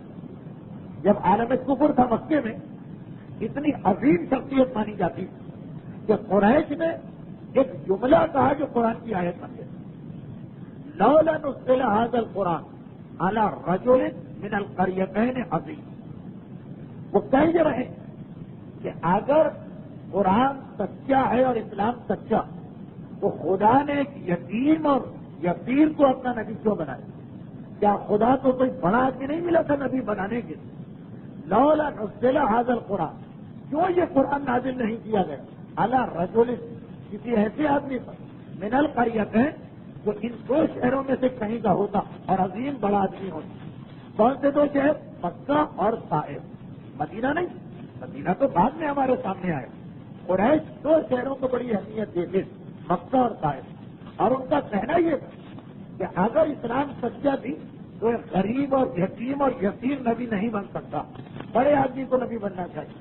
اور بڑا آدمی کون؟ یا مکے کا بڑا ہو یا طائف کا بڑا، اور کسی شہر کا بھی بڑا آدمی ان کو نہیں چاہیے. اچھا یہ دوسری بات ضمن نازل بات اس لیے عرض کرو، ویسے ہر سال 17 ربیع الاول کو کہیں نہ کہیں پڑھنا پڑتی ہے یہ بات کہ قریش کا عظیم آدمی ہونا چاہیے. عظیم یعنی بڑا. قرآن نے بھی کہا کہ قریش تمہاری بات بالکل تھی، ہم بڑے آدمی ہی کو اپنا رسول بنائیں. وہی لفظ عظیم، ہمارا رسول بھی عظیم، لیکن فرق کے ساتھ انکا لعلی خلق عظیم. تمہیں بڑا چاہیے تو یہ بڑا، مگر تم کہتے ہو بڑا جس کے پاس پیسہ ہو، اور ہم کہتے ہیں بڑا جس کے پاس اخلاق و کردار. جو قریش کی خواہش وہ قرآن نے پوری. تمہیں عظیم چاہیے، ہمارا رسول بھی عظیم. انکا لعلی خلق عظیم، مگر اے حبیب آپ اخلاق و کردار میں عظیم ترین. اور قریش کے نزدیک پیش صاحب مالدار آدمی، پیسے والا آدمی وہ بڑا ہوتا. تو خیر یہ تو ضمنی بات آ گئی کیونکہ ذکر رسول ہی چل رہا. اب بڑے آدمی سے قریش کی مراد کیا تھی؟ بڑا آدمی وہ کسے کہہ رہے تھے؟ پیسے والے. مگر کون پیسے والے؟ تو مکے میں تو 2-3 نام تھے ان کے سامنے، ولید ہے، عتبہ. طائف میں صرف ایک آدمی عروہ ابن مسعود، یہی آدمی جس کا تذکرہ ہو رہا. عروہ ابن مسعود اتنی اہم شخصیت تھی قریش کے یہاں تو وہ یہ کہتے تھے کہ اگر خدا اسے نبی بنا کے بھیجتا ہم اس کی نبوت کو فوراً مان لیتے کیونکہ یہ بڑا آدمی. یہ عروہ ابن مسعود کا عالم کفر میں احترام. اور اب آئیے فضیلت ایک تعارف اور سن لیجیے. عروہ ابن مسعود کے بیٹے کا نام ہے ابو مرہ. ابو مرہ سفر جو پیغمبر کے پاس تیسرا قاصدہ رہا، اس کا بیٹا ہے ابو مرہ. اور ابو مرہ یہ والد ہے جناب ام لیلہ. اور ام لیلہ علی اکبر کے حوالے سے ہر مرد و زن جانتا. تو عروہ ابن مسعود ثقفی جناب علی اکبر کے پردادا اور جناب لیلہ کے دادا. لیلہ کے والد ابو مرہ اور ابو مرہ کے والد عروہ ابن مسعود. اور یہ بات اور ضمنی طور پہ بتا دی جائے کہ عروہ ابن مسعود کا بیٹا ابو مرہ جس سے جناب ام لیلہ کے جو والد ہیں. ابو مرہ کی شادی ہوئی تھی ابو سفیان کی ایک بیٹی. ابو سفیان کی ایک بیٹی تاجانہ نبوت میں تھی ام حبیبہ، اور ایک بیٹی کی شادی ابو مرہ سے جو ام لیلہ کی ماں تھی اور ابو مرہ ان کے والد. یعنی ابو سفیان نانا ام لیلہ اور عروہ ابن مسعود دادا. اب نانا اور دادا یعنی آپس کے رشتے کے اعتبار سے یہ دونوں سمجھی. صلح حدیبیہ کے جو حالات ہیں، مکے کے سردار اس وقت ابو سفیان اور طائف کے سردار عروہ ابن مسعود جو کسی کام سے مکے آئے ہوئے تھے اتفاقا. اتنے قابل احترام شخصیت کہ قریش کہتے ان کی رسالت ہمیں ہماری سمجھ میں آ رہی ہے. اور دوسرے جانے کی رشتے داریاں آپ نے سن پورا سلسلہ. عروہ ابن مسعود اب بیٹھے ہوئے ہیں، وہ کسی کام سے آئے ہیں اور ان کا کام کیا ہے وہ بھی اس واقعے کے اندر آگے چل کے سمجھ میں آ جائے گی. بس بہت جلدی آخری جملے، پورا واقعہ مکمل نہیں ہو پائے گا. عروہ ابن مسعود کسی کام سے آئے ہوئے. کام بھی یہ ہے کہ ان کے قبیلے میں 2 ایسے خاندان ہیں جن کا آپس میں جھگڑا ہو گیا اور خون تک کی بات آن پہنچی. وہ اس مسئلے کو سیٹل کرنے کے لیے مکے میں آئے ہوئے. ایک مرتبہ سردار مکہ ابو سفیان نے جو ابھی تو ان کا سمجھی نہیں ہے، سمجھی کا رشتہ بعد میں بنا، اس نے ایک مرتبہ کہا کہ اے عروہ ابن مسعود ہمارے پہلے 2 قاصد تو بالکل ناکام ہو. اب آپ کی شخصیت دولت کے اعتبار سے، عمر کے اعتبار سے، شہرت کے اعتبار سے ایسی ہے کہ آپ ہی ہمارے قاصد بنے.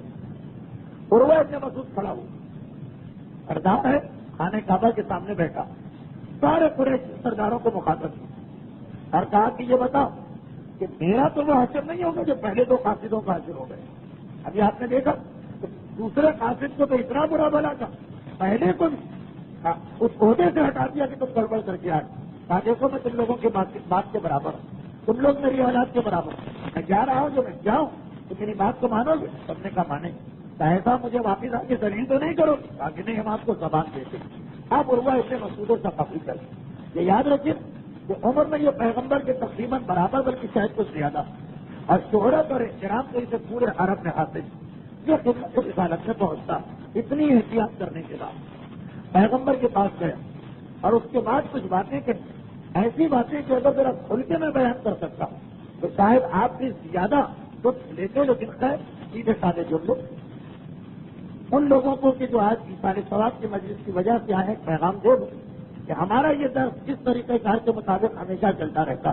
آپ کی زحمت کا مجھے اندازہ اگر یہ 105ویں تقریر آج ہو رہی گھنٹہ اور 1 گھنٹہ 10 منٹ 15 منٹ یہ یہاں کا ہمیشہ مقرر شدہ وقت ہے. تو ان لوگوں کی بے چینی دیکھنے کے باوجود میں 105 ہفتوں کی محنتوں کو جلدی جلدی تقریر ختم کر کے ضائع نہیں کرنا چاہتا ہوں. بس یہ آخری جملے دعائیں. عروہ ابن مسعود ثقفی پیغمبر اسلام کے پاس پہنچا اور پیغمبر اسلام کو سلام کرتا. پیغمبر نے کہا کہ اے مسلمان یہ جو آنے والا رہا اس کا احترام کر کے اسے قریب لے کے آؤ. یہ اگر ہماری باتیں مان گئے تو بس پھر قریش کے پاس قاصد بھیجنے کا سلسلہ ختم ہو جائے. پھر اس کے بعد ایسا کوئی آدمی نہیں ہو اسے کسی طرح پیغام اسلام دینا. عروہ ابن مسعود پیغمبر کے پاس آ کے بیٹھا. بچوں کہ خود بڑا عمر میں بھی اور شہرت اور احترام کے اعتبار سے عرب میں بڑا مانا جاتا تو ذرا اس کا بے تکلفی کا انداز آ کے بیٹھا. پیغمبر کے پاس بات چیت شروع ہو گئی کہ آخر آپ کیوں مکے میں آ رہے ہیں؟ قریش آپ ہی کے خونی رشتے دار کہا کہ ہے عبداللہ کے بیٹے تمہارے والد سے میرے تعلقات و جان پہچان کیوں اپنی قوم کو تباہ کر رہے یہ کہہ کے بات چیت شروع. پیغمبر اسلام تو میں نے کہا کہ پورے مذاکرات میں پڑھ نہیں سکتا. ضرورت بھی محسوس نہیں ہو رہی اور وقت بھی کم محسوس ہو رہا. پیغمبر نے جوابات دی. آخر میں اس نے کہا کہ اے رسالت کا دعویٰ کرنے والے یہ جو کچھ بھی تمہارا اس وقت کا قدم ہے تمہیں ہر صورت میں مکے میں جانا ہے واپسی سے تیار نہیں تو یاد رکھو کہ تم کس کے سہارے پہ یہ قدم اٹھا رہے یہ جو تمہارے ساتھی سب کو میں اچھی طرح جانتا ہوں. ایک مرتبہ جنگ ہوگی اس طرح گرد و غبار ہوا سے اڑ جاتا کہ سب کے سب اڑ کے چلے جائیں کوئی بھی تمہارے قریب نظر نہیں آئے. میں جانتا ہوں مجھے پتا ہے کہ یہ لوگ کون ان کا ماضی ان کی ہسٹری ان کا بیک گراؤنڈ سب کچھ میرے علم کے اندر ان کے بھروسے میں اگر تم آگے بڑھ رہے اور وہ ابن مسعود مسلمان نہیں وہ پیغمبر اسلام کے اس عظمت کو نہیں جانتا اور پیغمبر کے خیالات کو نہیں جانتا. وہ تو عام طریقے سے بات کر رہا کہ یہ سب کے بارے میں مجھے پتا. حضرت ابوبکر قریب کھڑے انہوں نے دیکھا کہ عروہ یہ جملہ کہتا جا رہا ہم لوگوں کو دیکھتا جا رہا. ایک مرتبہ ڈانٹ کے تھا خبردار تو نے ہمیں کیا سمجھا ہماری جانے میں قربان رسول کے اوپر. عروہ نے کہا کہ تمہارے میرے کچھ ایسے تعلقات رہ چکے ہیں کہ میں تمہیں جواب نہیں دینا چاہتا ہوں. میں رسول سے بات کر رہا. پھر بات چیت شروع اور بات چیت کے دوران بے تکلفی کی وجہ سے بار بار پیغمبر اسلام کے ریشے مبارک کو پیغمبر کی داڑھی کو ہاتھ لگاتا جاتا. عمر کی وجہ سے بھی رشتے کی وجہ سے بھی اپنے مقام کی وجہ سے اور اربوں سرداروں کی گفتگو کا یہ طریقہ. جب 2-3 مرتبہ اس نے پیغمبر کی داڑھی اور ریشے مبارک کو چھوا تو پیغمبر کے قریب مغیرہ اتنے شعبہ کھڑے. اب ان سب کا تعارف کرانے کا وقت نہیں ہے میرے پاس. یہ مغیرہ جو بعد مولا کی خلافت ظاہریہ کے زمانے میں بہت نمایاں ہو کے ہمارے سامنے آئے. انہوں نے ایک مرتبہ کہا کہ اے دشمن خدا یہ کیا کر رہا پیغمبر کے جسم کو مست نہ کر. چوک کے عروہ نے سر اٹھایا کہ یہ کس نے کہا چہرہ چھپا ہوا تھا مغیرہ تھا. پیغمبر سے مجھے کون آدمی جو مجھ سے ایسی بات کر رہا کہا کہ یہ تمہارا ہی بھتیجا مغیرہ اتنے شعبہ کسی قبیلے سے تعلق رکھتا. اور مسئلہ کیا مسئلہ یہ ہے کہ عروہ جو ہے عروہ ابن مسعود جناب علی اکبر کے پردادا ان کا خاندان بہت بڑا ان کا قبیلہ بہت بڑا. اس قبیلے کے اندر برانچز ہوتی ہیں. ایک برانچ سے مغیرہ کا تعلق ہے اور ایک کا نام ہے بنو مالک. چند مہینے پہلے عروہ نے اپنے قبیلے کے لوگوں کو تجارت کے لیے مصر بھیجا. مغیرہ بھی گیا اور بنو مالک کے 13 آدمی بھی گئے. جب مصر کے بادشاہ مقوقت کے پاس پہنچے تو اس نے وہ بنی مالک والوں کا بڑا احترام کیا. مغیرہ کو کوئی توجہ نہیں دی. خوب ان کی عزت احترام ان کے لیے کھانے ان کے لیے شراب. مغیرہ اس چیز کو بہت محسوس کر لی. حتیٰ کہلن اور جیلسی ہم مومنین ایک دوسرے کو نہیں چھوڑتے وہ تو کافروں کی بات ہو رہی. تو یہ حسد و جلن اس وقت کچھ نہ کر سکا. جب راستے میں واپس آ رہے ان کو اچھی طرح شراب پلائی. جب نشے میں مست ہو گئے تلوار لے کے تیرہ کی گردن کاٹ دی. ایک ہی قبیلے کے 2 خاندانوں میں جھگڑا ہوا اور ان کی گردنیں کاٹی. ان کا جتنا سامان تجارت تھا سب لے کے سیدھے مدینے میں رسول کے پاس آئے اور کہا کہ میں کلمہ پڑھ کے مسلمان ہوتا ہوں. پیغمبر اسلام نے ان کو داخل تو کر لیا اسلام میں, لیکن جب تحفے دینا چاہے پیغمبر نے لینے سے انکار کر دیا.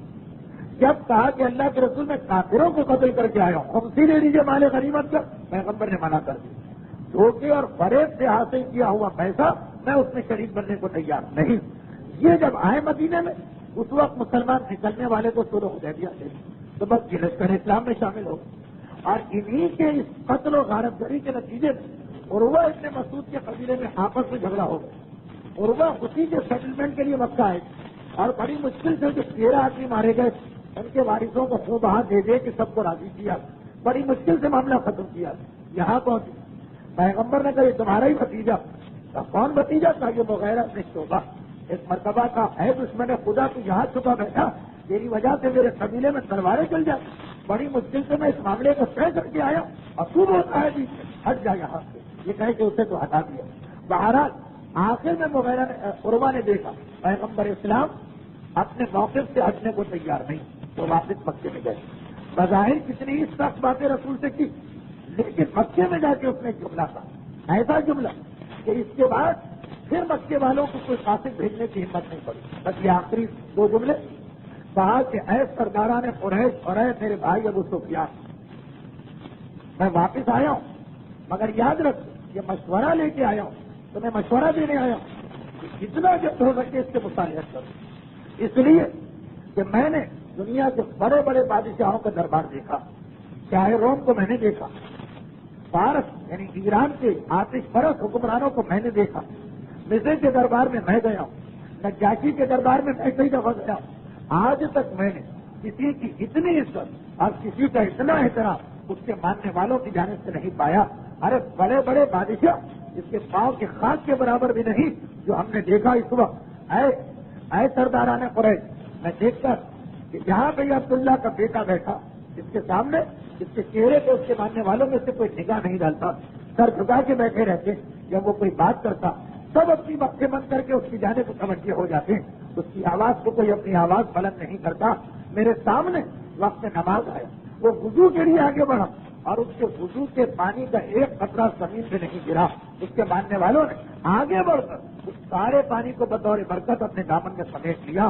میں نے تو یہاں تک دیکھا کہ اس کا لوہاب دہن اس کے ماننے والے برکت کے طور پہ استعمال کیا کرتے ہیں. جس کے ایسے ماننے والے, جس کا ایسا احترام, جس کی ایسی شان و شوکت, جس کے دربار میں ایسا جلال نظر آئے, خبردار اس کے مقابلے میں نہ آنا. تمہیں شکست ہوگی, تمہیں ہار ہی ہار ہوگی, تمہارا نام و نشان مل کے رہ جائے گا. یہ غیر جانبدار آدمی اللہ کے رسول کے دربار سے ہو کے آیا تو کہہ رہا کہ روم اور ایران دولت دیکھی, پیسہ دیکھا, لیکن وہ شان, وہ شوکت, وہ جلال, وہ روب, وہ عظمت, وہ احترام ہم نے نہیں پایا.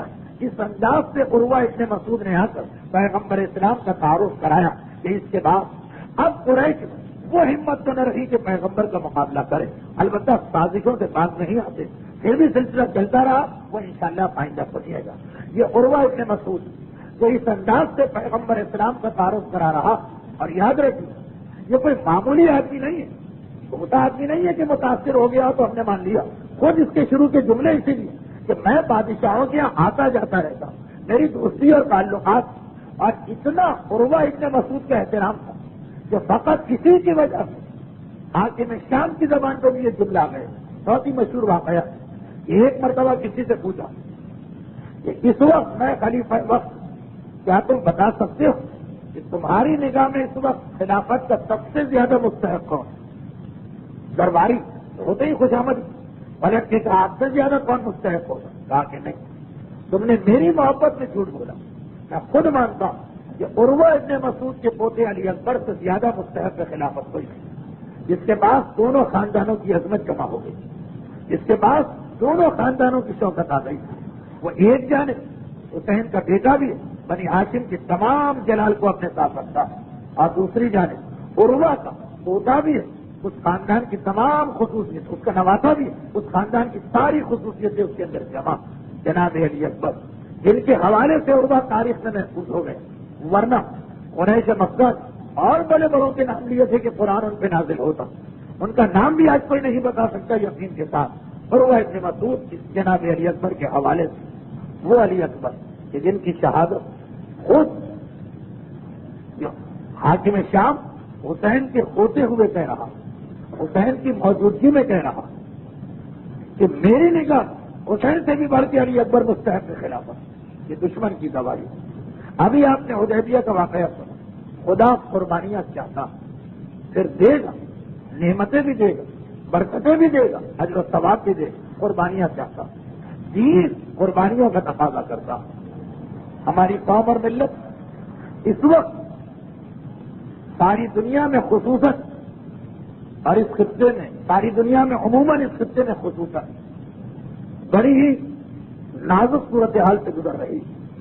آج کی مجلس کے اصال ثواب کیوں شہید مولانا غلام حسین نعیمی صاحب کے لیے بھی اس اعتبار سے یہ دو جملے کہتا ہوا اختتام کی منزل پہ آتا، لیکن شیعت کی تاریخ ہمیشہ قربانیوں کی رہی، اس لیے کہ شیعت شروع ہوئی پیغمبر اسلام کے زمانے سے کہ جہاں قربانیوں کا پیغام قدم قدم سے دیا گیا، اور شیعت کا نقطہ عروج وہ منزل جہاں قیامت تک کے لیے ہمارا ایک منشور بنا۔ ہر جماعت کے پاس جماعت چلانے کے لیے کچھ قانون ہوتے، ایک آئین ہوتا، ہر ملک اور قوم کے پاس اپنا ملک اور قوم کا نظام چلانے کے لیے آئین ہوتا۔ حتیٰ یہ کہ چھوٹا سا ایک بینک اور ادارہ بھی اس کے پاس بھی ایک پروسپیکٹس ہوتا ہے اور اس طرح کے قوانین، ایک چھوٹا سا کالج اور چھوٹی سی یونیورسٹی اس کا بھی ایک نظام العمل ہوتا۔ جہاں بھی تنظیمی کام ہوگا وہاں پہ قانون ضرور بنے گا، آئین ضرور بنے گا، منشور ضرور بنے گا۔ شیعت کے پاس بھی ایک منشور، شیعت کے پاس بھی ایک دستور العمل، شیعت کے پاس بھی ایک آئین، اور بہت ہی مختصر آئین۔ شیعت کا آئین بہت ہی مختصر، اور وہ یہ فیال ہے تنی تم تو معقوم فاقوزہ معقوم فوزا عظیم، یہ ہے پوری شیعت، یہ ہے شیعت کا دستور، یہ ہے شیعت کا آئین، یہ ہے شیعت کے قوانین کی کتاب۔ ہم شہادتوں پر غم نہیں کرتے، غم کرتے ہیں اس پر شہید ہونے والا اس منزل پر پہنچا کہ بے ابی و امی، ہم اور آپ نہیں، امام معصوم کہے کہ میرے ماں باپ تم سے قربان، اور ایسی بلند منزل وَطَابَتِ الْأَرْضُ الَّتِي فِيهَا نُفِرْتُ، کہ نہ صرف یہ کہ تم پاک ہوئے بلکہ اے شہیدان میدان کربلا، تم جہاں شہید ہوئے تمہاری برکتوں سے وہ ساری زمین پاک ہو، اور افسوس ہم تمہارے ساتھ نہیں۔ ہمارا دستور یہ کہ جان بچنے پہ ہم خوش نہیں ہوتے، جان بچنے پہ تو ہم غمگین ہوتے، ہماری نگاہ میں کامیاب وہ ہیں کہ جو جان دے چکے۔ ہاں، اس کا مطلب یہ نہیں کہ ہم خودکشی کے قائل، ہم ہلاکت کے قائل نہیں، وہ تو ہم جانتے ہیں کہ ہم اور آپ تو خیر، لیکن ہمارا مولا ساری زندگی شہادت کے لیے تڑپا۔ نہج البلاغہ کے خطبے جعفر طیار نے اس کامیابی کو حاصل کر لی، میرے چچا حمزہ نے اس کامیابی کو حاصل کر لی، اب تک علی کو یہ کامیابی نہیں ملی، لیکن اس کا مطلب یہ نہیں کہ علی نے خودکشی کر دی، تلوار چلائے بغیر کسی میدان میں اپنے آپ کو پیش کر دیا، یا یہ کہ جہاں شہادت کا موقع بن رہا، گلے میں رسی بندی ہے، مدینے کی گلیاں اور بازار، وہاں بھی تلوار نہیں چلائی، خودکشی نہیں ہے ہمارے پاس، ہر مقام پہ دیکھنا پڑتا ہے حکم امام کیا، مگر شہادت کی تمنا اور آرزو تو ہے، اور صرف تمنا نہیں، کامیابی ہی شہادت۔ اسی لیے خستو برب الکعبہ، خدا کعبہ کی قسم میں کامیاب ہو گئے، یہ زبان پہ آیا ہی اس وقت جب ابن ملجم کی تلوار لگی۔ تو ہمارا دستور شیعت کا یہی، شہادتیں ہمیں کمزور نہیں کرتی، شہادتیں ہمیں مایوس نہیں کرتی، شہید نہ ہو جانا ہمیں آنسو بہانے پہ تو مجبور کر دے گا، شہیدوں کو تو ہم سلام کرتے اور دعا کرتے ہیں کہ خدا بھی ہمیں ان کی طرح کی زندگی دے۔ یہی وجہ کہ میدان کربلا، لیکن پھر یہ میں نے کہا کہ اس کا مطلب یہ نہیں کہ ہم خودکشی کریں، یہی وجہ کہ میدان کربلا میں جن کو شہید ہونا تھا وہ خوشی کے ساتھ جاتے ہیں، ہنستے ہوئے جاتے ہیں، گلے لگتے ہوئے جاتے ہیں، ایک دوسرے کو مبارکباد دیتے ہوئے جاتے ہیں، اور روتا وہی ہے میدان کربلا جس کے بارے میں حکم پروردگار تھا کہ ابھی تمہیں شہید نہیں ہونا. علی اکبر خوش ہوئے, قاسم خوش ہوئے, اور محمد خوش ہوئے, ابھی ابن مظاہر خوش ہوئے. کربلا میں رویا تو میرا مولا سید سجاد رویا, اور ساری زندگی روتا رہا, اس لیے کہ سید سجاد کو وہ امتحان دینا پڑا کہ حکم پروردگار آیا تم اپنی جان نہیں دے سکتے, اس وقت تمہیں اپنی جان دینے کا حکم نہیں. ساری زندگی وہ سید سجاد رویا, اور کیسے کیسے مناظر بھی دیکھے سید سجاد. بس ایک ہی جملہ کافی. 11 محرم کا لٹا ہوا قافلہ چلا, زینب کبریٰ جو میدان کربلا کے بکھرے ہوئے لاشوں کو دیکھ رہی, زینب کبریٰ وہ بھی رونا چاہتی, وہ بھی دوسری بیویوں کی طرح ایک ایک بار اس کو یاد کرنا چاہتی, مگر نہیں. زینب کی پہلی ذمہ داری ہے سید سجاد کا تحفظ. حسین کہہ کے گئے کہ بہن زینب میرے سجاد سے بچانا تمہارے سپرد. زینب یہ دیکھ کے گھبرا گئی, میرے بیٹے کا رنگ سفید پڑ چکا, سارا جسم کانپتا جا رہا. گھبرا کے دیکھا میرا سجاد صابر امام, میرا صابر بیٹا, آخر کیا ایسا منظر دیکھ لیا کہ وہ صابر امام بھی برداشت نہیں کر پاتا. دیکھا تو کیا دیکھا, سید سجاد کی نگاہیں میدان کربلا کے ایک بے گور کفن لاشے پر پڑی ہوئی ہے. جوان بیٹا بوڑھے باپ کے لاشے کی حالت دیکھ رہا ہے اور سارا جسم کانپ رہا ہے. ہائے زینب کبریٰ اپنے بیٹے کے صبر کو جانتی, مگر دل میں خوف پیدا ہوا ایسا نہ ہو میرا سجاد یہ منظر دیکھتے دیکھتے غم کی وجہ سے دنیا سے رخصت ہو جائے. سجاد کو بچانا میری ذمہ داری ہے. زینب نے سجاد کی توجہ کو ہٹایا, مگر کیسے معلوم ہے اس وقت سجاد کی نگاہیں بابا کے لاشے پر ہے. آواز دوں گی تو شاید سن بھی نہ پائے, پکاروں گی شاید نگاہیں نہ ہٹائے. ارے توجہ ہٹانے کا ایک ہی ذریعہ ہے, اونٹ چل رہے ہیں, قافلہ دوڑایا جا رہا ہے.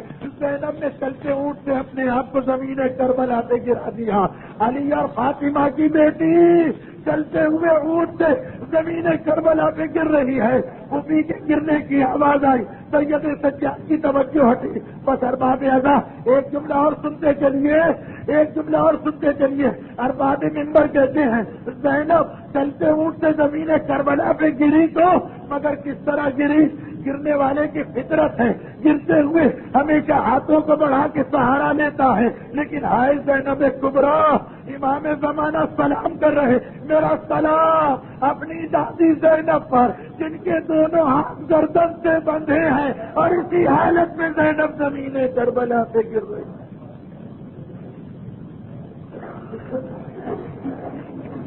اجرکم اللہ سيعلم الذين ظلموا أي منقلب ينقلبون. پروردگارہ ماہ جمادی الاولیٰ کی ان آخری راتوں کا واسطہ, اس دوسرے نصف کا واسطہ جو میرے مولا سید سجاد کی ولادت کا مہینہ, ہم سب کو سید سجاد کی طرح ساری زندگی اور موت کے بعد بھی ماتم حسین اور سفیدہ بچھانے کی توفیق عطا فرما. پروردگارہ ہمارے انہی آنسوؤں کا واسطہ جس عظیم مقصد کی خاطر آل محمد نے یہ قربانیاں دی, ہمیں اس دین کے احکامات پہ عمل کرنے کا جذبہ عطا فرما. مصائب اہل بیت کا واسطہ, مصائب سید سجاد کا واسطہ ہم میں سے ہر ایک کو, خصوصاً اس مجلس میں موجود مومنین اور مومنات کو دنیا اور آخرت کی ہر مصیبت و پریشانی سے محفوظ فرما. خصوصاً برادر محترم بزرگ جناب انور بھائی ضیاء نے خاص مسئلے میں التماس سے دعا کے لیے کہا, پروردگارہ اس پریشانی کو دور فرما. بیماری سید سجادی کا واسطہ ہمارے تمام بیماروں کو, خصوصاً یہ سلسلہ قائم کرنے میں جن کا بڑا نمایاں حصہ محترم غلام علی بھائی, ان سب کو شفائے کاملہ عطا فرما.